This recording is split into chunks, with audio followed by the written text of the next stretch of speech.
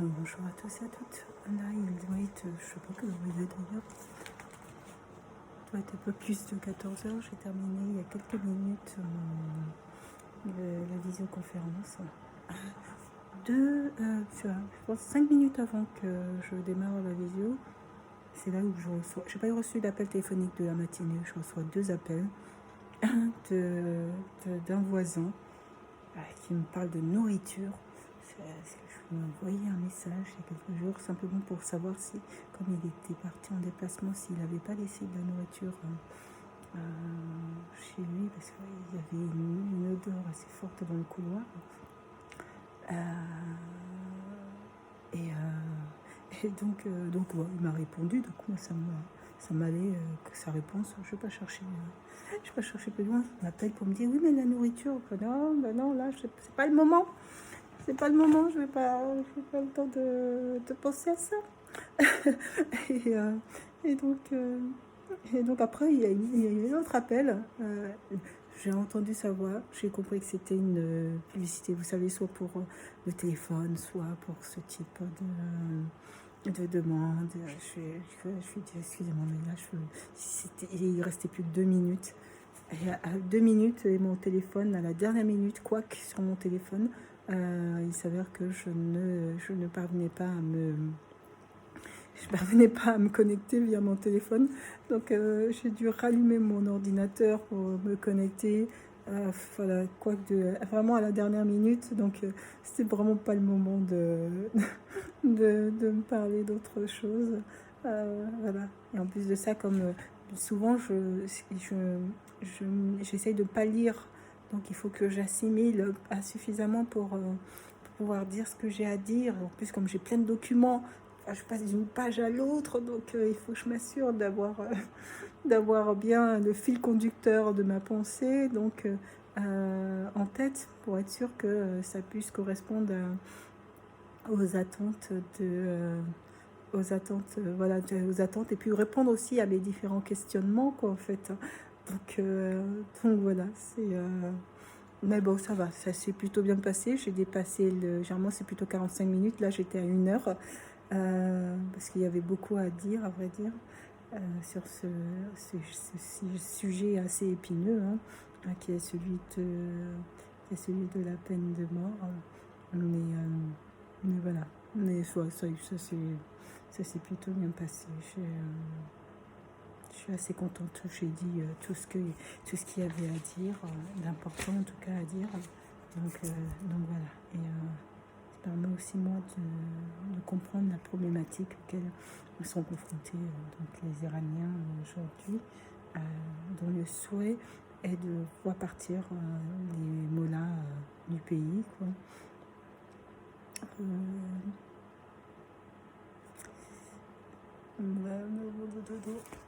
Allez, c'est parti. On ne peut pas être sur tous les combats, sur tous les terrains, sur tous les... c'est une action à dire, action de défense des droits individuels. On ne peut pas être de tous les combats, de tous les... mais bon, si au moins un combat a pu aboutir et puis réussir, c'est déjà bien. Mais ça vaut la peine aussi de poursuivre pour pouvoir parvenir à pouvoir aider, soutenir, voilà. En tout cas faire entendre les difficultés auxquelles des individus ou des injustices auxquelles des individus peuvent être confrontés. Donc je trouve que ça vaut la peine de prendre ce temps. Mais maintenant il faut que je me mette au travail. Ah, j'ai pas mangé, il faut que je mange.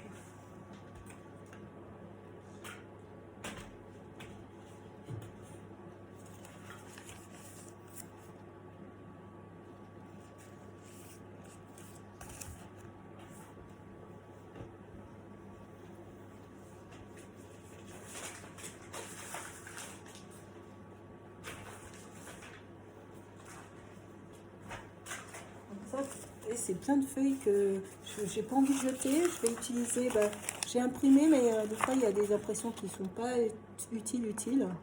Mais par contre, le verso, il n'y a rien d'écrire, donc ça peut m'être utile pour, comme brouillon. Donc je préfère le garder.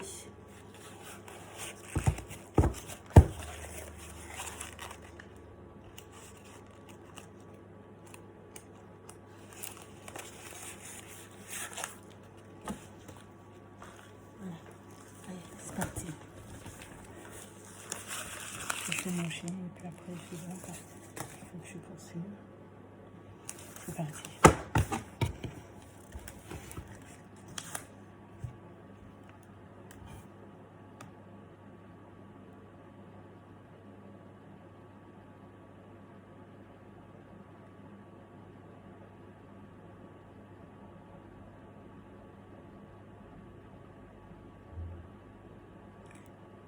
Ils n'ont pas encore mis le...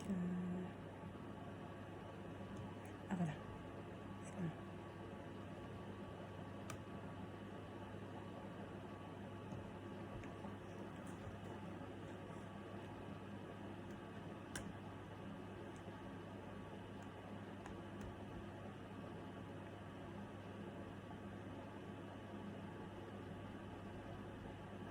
Il est 2023 et il est 13h01, donc je démarre donc ces visioconférences qui portent sur la thématique de la peine de mort en Iran, mais ce qui va questionner également différents sujets en lien bien sûr avec le sujet de la peine de mort. Je vais commencer par vous lire une extrait d'une phrase qui a été attachée à Albert Camus. Ni dans le cœur des individus, ni dans les mœurs de la société, il n'y aura de paix durable tant que la mort ne sera pas mise hors la loi. Tant que la mort ne sera pas mise hors la loi. On est en 2023, et on penserait qu'en 2023, les sociétés contemporaines sont parvenues à pouvoir réguler la violence intrinsèque à l'organisation de la vie en société, puisque l'individu, dans l'état de société, l'état de nature, a souhaité se prémunir justement de la violence, puisque comme l'homme est un loup pour l'homme, disait Thomas Hobbes, et donc pour cela, la société civile a mis en place différents éléments organisationnels, notamment pour pouvoir se prémunir du risque que l'individu puisse être un risque pour soi-même. Nous sommes organisés en société civile et cette société civile a mis en œuvre des lois pour pouvoir justement organiser les relations entre les individus, organiser aussi les relations entre les administrations et entre les individus et ces administrations. On a conservé certains archaïsmes, je dirais, de l'époque d'antan. Nous sommes en 2023 et en 2023, il y a encore 53 pays dans le monde qui pratiquent la peine de mort, dont 5 pays particulièrement importants, dont 2 particulièrement importants, qui constituent à ces 5 pays seuls 95% des condamnés à mort actuels. Et donc dans ces pays-là, il y a notamment les États-Unis d'Amérique et la Chine, qui sont 2 grandes puissances mondiales. Ni dans le cœur des individus, ni dans les mœurs de la société, il y aura de paix durable tant que la mort ne sera pas mise hors la loi. Si la société civile admet comme sanction la possibilité de donner la mort à un individu, comment peut-on intégrer à des individus dont éventuellement une psyché est déséquilibrée que la mort est un crime? Je poursuis. Je vais aborder la question du sujet de la justice distributive, qui a été définie par Aristote. La justice distributive est une justice qui est donnée, qui est une justice particulière, qui est distribuée donc selon les situations. Cette justice relève de parfait arbitraire. J'évoque cette justice parce que je pense qu'elle est totalement emblématique de la justice qui est mise en œuvre actuellement en Iran et qui questionne donc le fonctionnement donc, de ce système iranien qui est tout particulier, qui fera l'objet d'un exposé détaillé à ce sujet-là. Ainsi, cette justice distributive met en lien non seulement les faits imputés à la personne, mais cette justice distributive, puisqu'elle est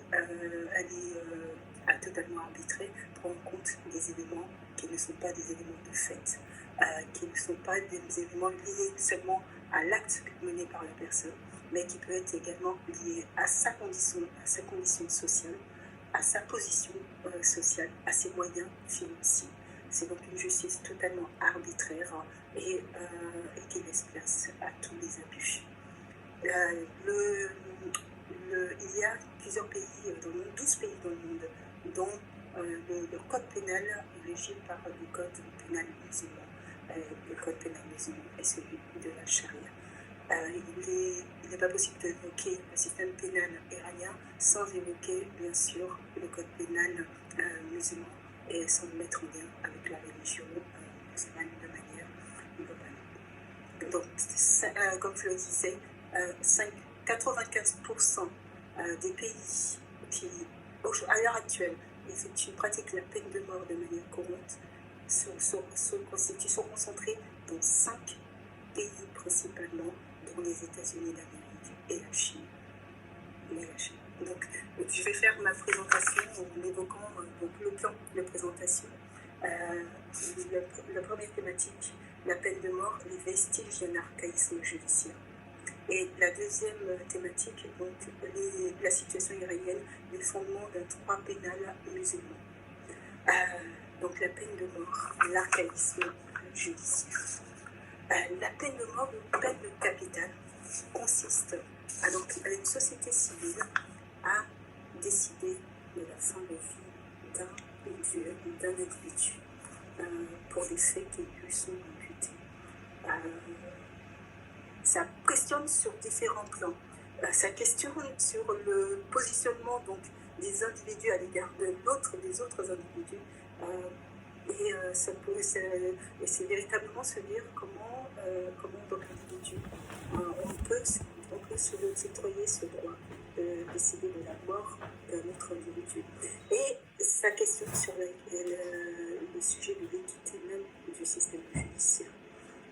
Puisque décider de la mort d'une personne, c'est prendre en compte la justice pour les hommes de droit, c'est prendre en compte différents éléments juridiques qui vont leur permettre de se positionner, donc de prendre une décision et de décider de la fin de vie d'un individu.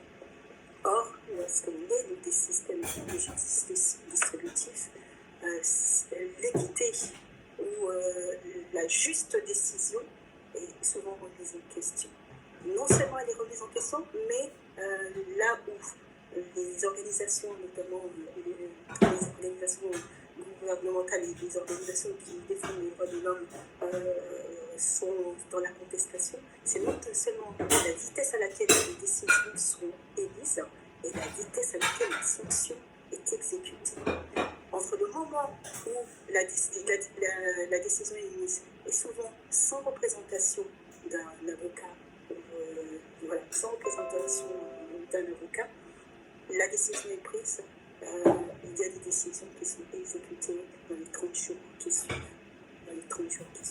Je vous laisse imaginer pour une personne qui vient d'apprendre que la mort viendra dans quelques jours et d'avoir une exécution sommaire qui s'effectue dans les quelques jours qui suivent. Il est même arrivé en Iran que l'exécution soit faite juste après l'audience. Ce qui questionne donc sur la question de la grâce, ce qui questionne sur différents éléments. Je vais vous... en fait, là, le sujet revêt des éléments tellement complexes que j'avais plusieurs questionnements auxquels je vais tenter de répondre. Dans les questionnements, il y en a une d'ordre religieuse. La première d'ordre religieuse est celle-ci. La peine de mort n'est-elle pas un renoncement à la rédemption? C'est la première question qui est d'ordre religieuse. Deux questions d'ordre politique. Dont celle-ci, l'instrumentalisation de la peine de mort dissimule-t-elle les meurtres d'État? Et la deuxième question politique est pourquoi la communauté internationale est incapable d'arrêter ces meurtres d'État? Donc voilà, Quand j'ai commencé ce sujet, ma première question c'était pourquoi les abandonnons-nous? Dans le sens où pourquoi la communauté internationale est incapable de venir en aide à des hommes et des femmes qui sont comme prisonniers dans leur propre pays. Et je pense que ces 3 questions auxquelles je vais tenter de répondre, dont l'objectif en conclusion, c'est de répondre à ces questions-là, permet de pouvoir saisir un peu la situation. Et je pense que le côté religieux va être fondamental, va être important, puisque l'Iran est un pays démocratique et dans leur fonctionnement, la religion prend une place première, le premier pas dans l'organisation même de l'État. Donc, pour commencer sur la peine de mort, les vestiges et l'archaïsme judiciaire, je disais donc qu'il y avait 53 pays dans le monde actuellement qui pratiquent la peine de mort, dont des pays qui sont au Conseil de sécurité des Nations Unies, donc des pays qui sont reconnus, en tout cas qui portent l'étiquette des pays démocratiques, d'état de droit. Alors, on ne peut pas coller, je dirais, la peine de mort à une sanction qui serait propre à une population, notamment la population musulmane, puisque dans l'analyse, il y a des pays aujourd'hui concrètement qui ne sont pas totalement musulmans, qui sont où la population est cosmopolite, et même des pays comme les États-Unis, où le président, lorsqu'il rentre en poste, a la main posée sur la Bible. Et la Bible, dans la bonne nouvelle, repose sur la question de l'amour et du pardon, de l'amour et du pardon, de la rédemption. Et pourtant, au jour d'aujourd'hui, les États-Unis, il y a plus de 3000 personnes qui sont dans le couloir de la mort aux États-Unis.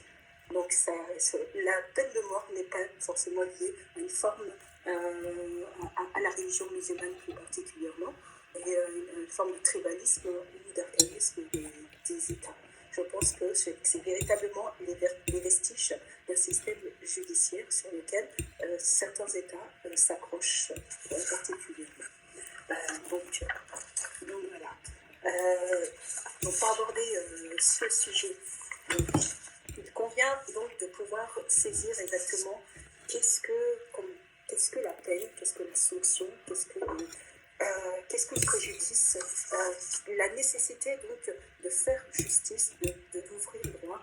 Le code pénal a été en France. En France, la peine de mort a été abolie en 1981 par Robert Badinter sous le gouvernement de François Mitterrand. Non, c'est l'inverse.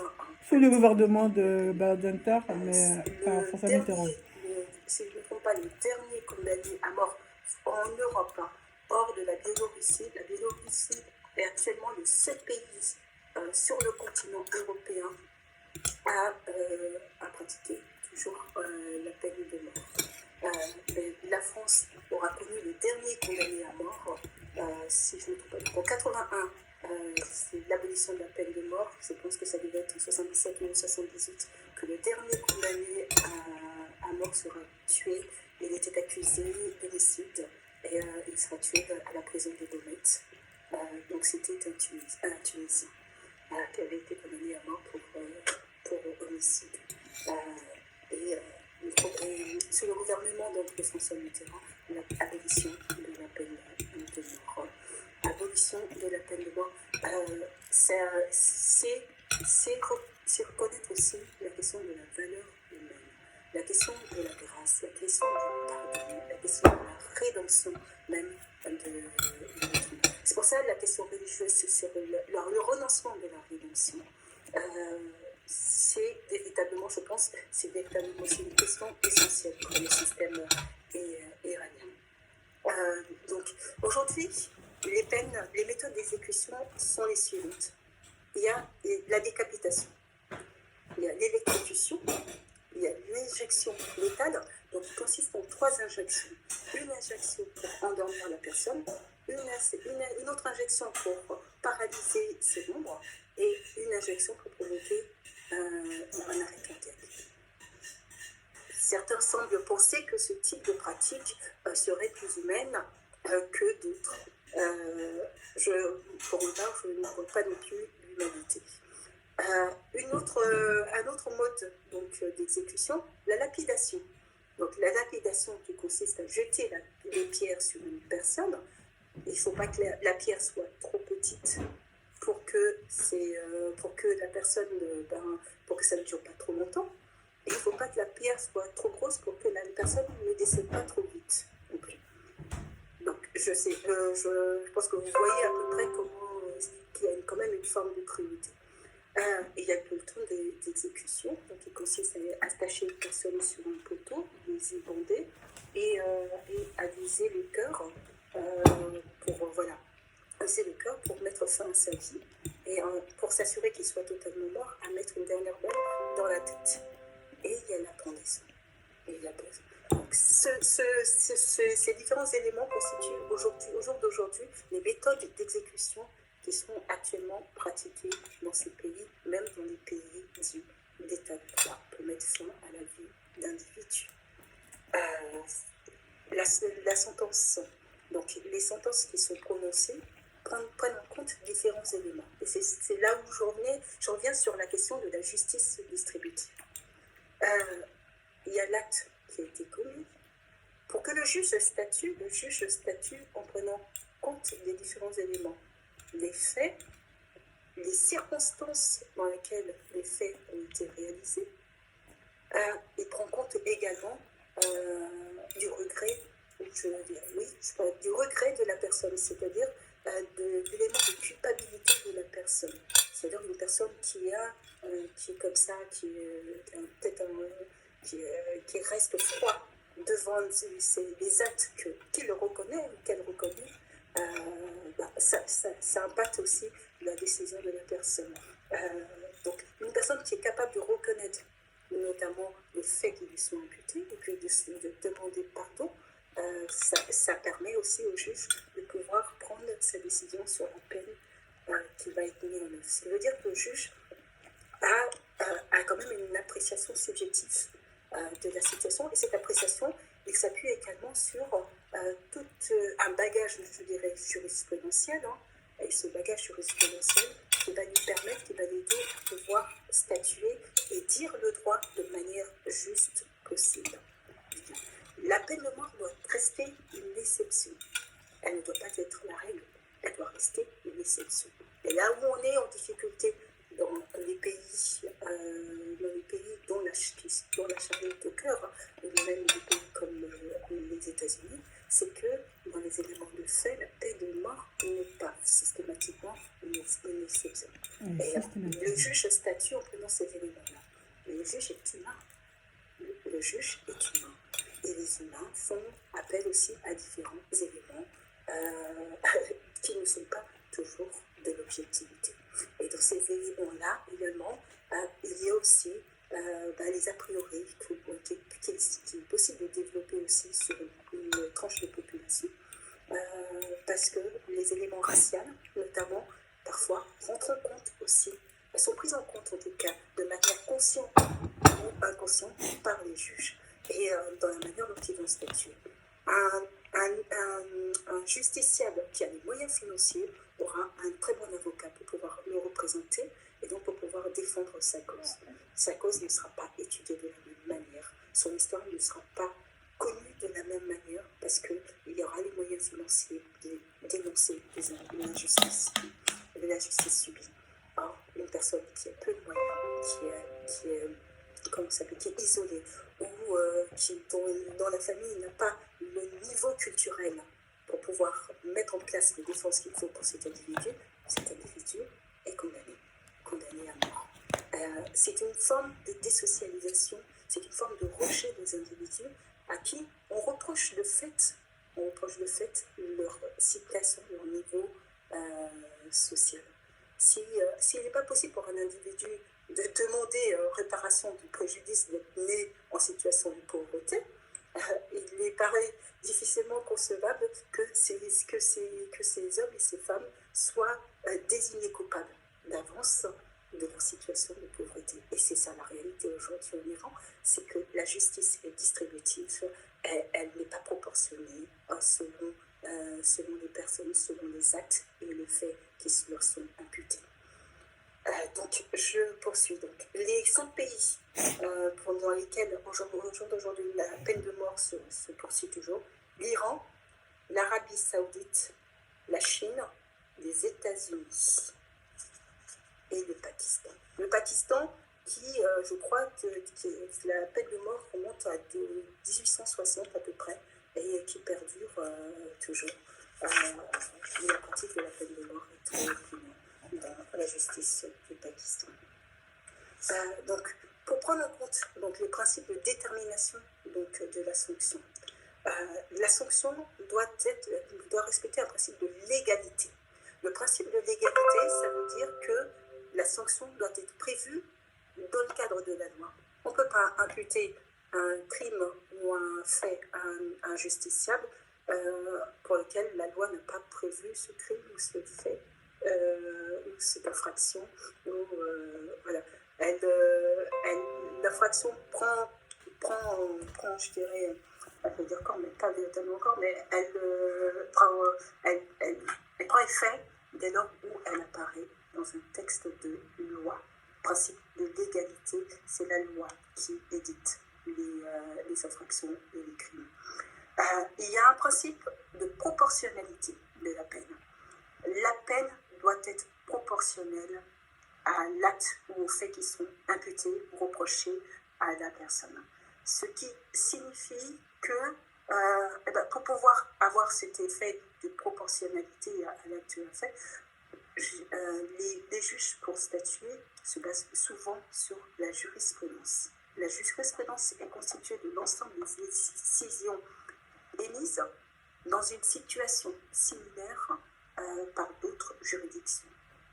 Et faire jurisprudence, c'est que cette décision va avoir un effet de répétition, dans le sens où les juges vont se référer à cette décision pour après pouvoir prendre aussi en toute objectivité leur décision.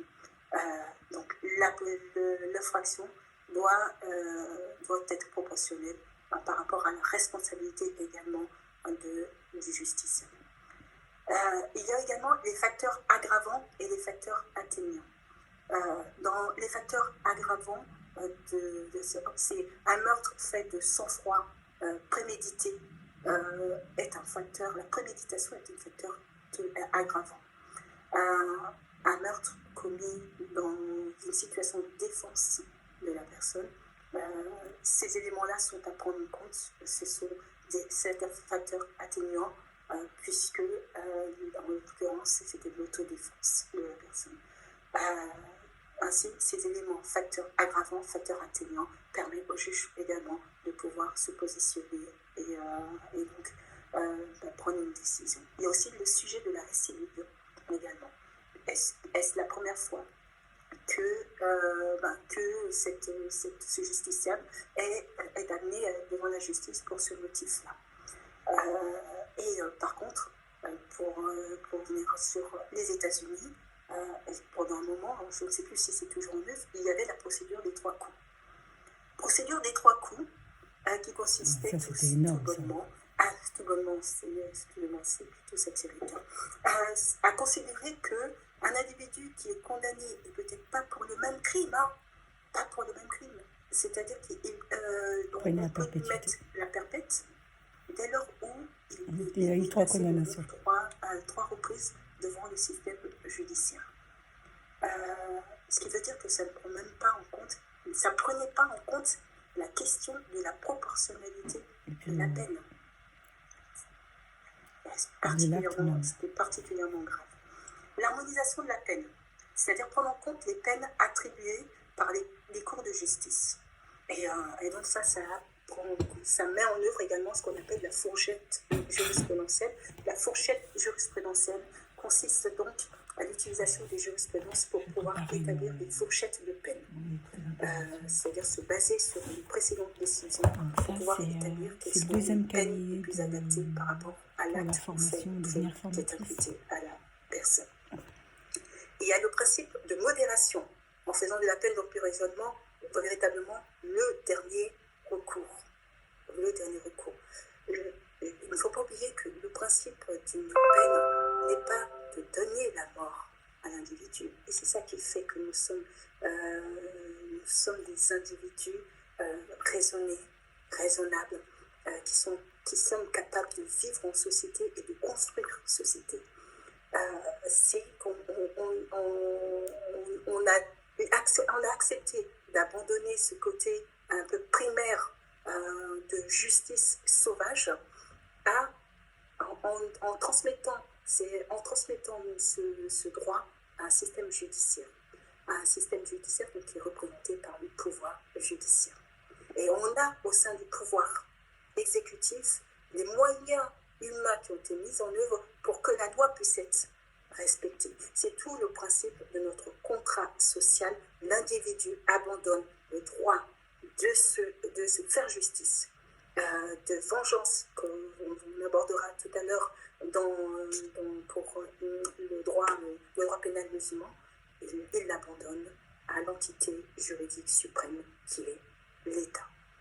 Voilà, pour ces principes-là, principes de détermination donc de la sanction.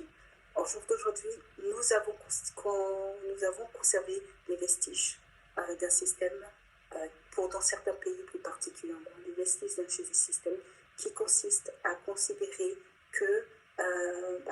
qu'un acte fait par une personne, posé par une personne qui ne rentre pas dans le cadre de la loi, mérite une sanction. Et cette sanction peut aller jusqu'à la mort de l'individu parce que l'individu ne respecte pas les règles du contrat social émises par la société civile. Nous sommes imparfaits. Vous le constaterez, nous sommes imparfaits. Et dans cette imperfection, il y a également des éléments, des facteurs extérieurs qui sont à prendre en compte, dont notamment les conditions de vie des personnes. Nous n'avons pas tous la même situation, on n'est pas tous de la même catégorie sociale, nous n'avons pas tous les mêmes opportunités sociales, et nous n'avons pas tous non plus les mêmes capacités également. Tout ça, ce sont des déterminismes sociaux qui sont à prendre en compte également de la décision qui est émise à l'encontre d'un